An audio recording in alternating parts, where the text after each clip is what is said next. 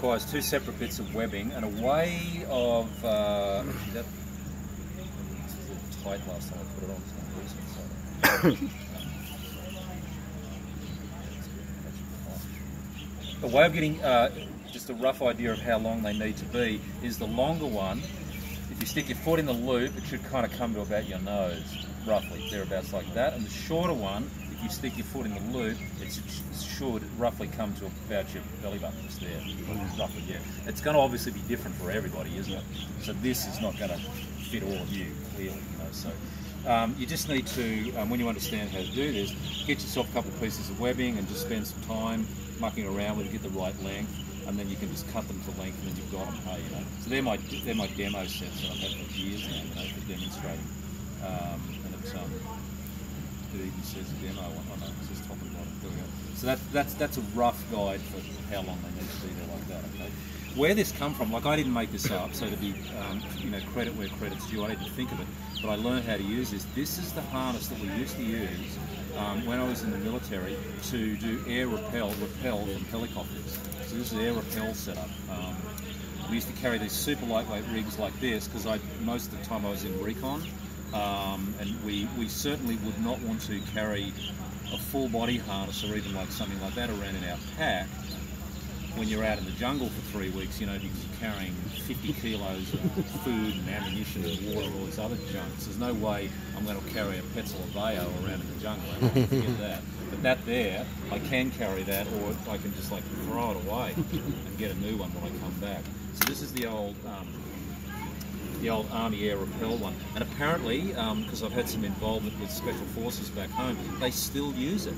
Literally like right now, you know, 30 years later, it's still the same harness, amazingly. So this is the best webbing full body harness I've ever seen. It's pretty cool, you know, so here it goes. We take the long one first, we start with the bottom part, you put the knot in the middle of your back like that, and then we come around the front, like this here.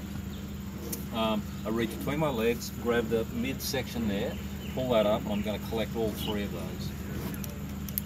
Like that there, okay. You can very happy to, you can video, you can take photos, whatever you want to do.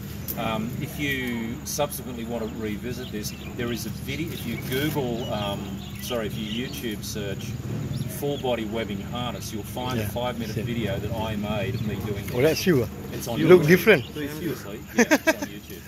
I made it for a client in Taiwan a couple of years ago because they wanted a reference, so I just thought I'll do it and put it on YouTube. And the last time I looked, that video has been viewed nearly 80,000 times.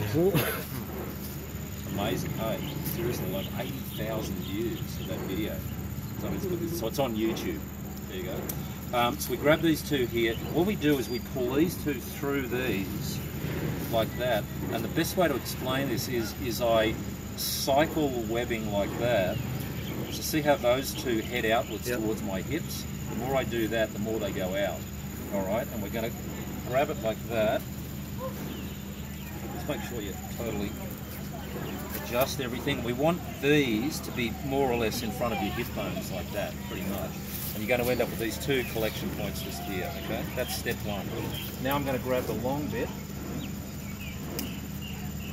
the short bit, sorry. I'm going to run the short piece straight through both of these loops, like that.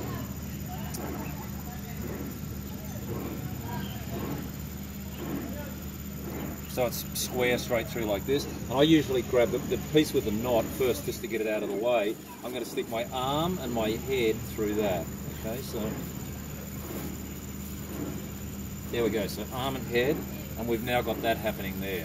Now here's the thing, with this bit here, what we need to do now is I've got to give this a half twist. I either go that way or that way. It doesn't matter which one, but you have to give it a half twist to make this thing work, okay?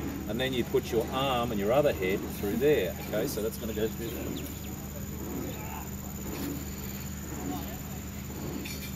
Great. And the way we know we've got it tight, it needs to be snug, you know. So, the way we know we've got it right is you get this very distinctive teardrop. That teardrop shape just there, that's what you're looking for. So if you've got that, you know you got it right. If you don't have the teardrop, you've done something wrong. Okay, so yeah. We grab our connection carabiner, and what we do is I'm going to put the carabiner through the lower section first and through the upper section second. And I'm going to go from left to right, lower section, right to left, upper section. So it's going to go this way like that. So here we go. I'm going to open the carabiner. I'm going to collect the front and front going that way, spin it round. And then I'm going to collect the front and front going that way. There, and you should end up with the carabiner buried under the webbing. So it's totally buried under the webbing there like that. The very last thing we do, the teardrop just there, we pull the teardrop open and pull the carabiner out through it. So like this, pop that open, punch that out there, and that's what locks the carabiner into position like that. Okay? And as you can see, it won't go up, won't go down, won't go sideways. It's just locked into position there like that. There we go.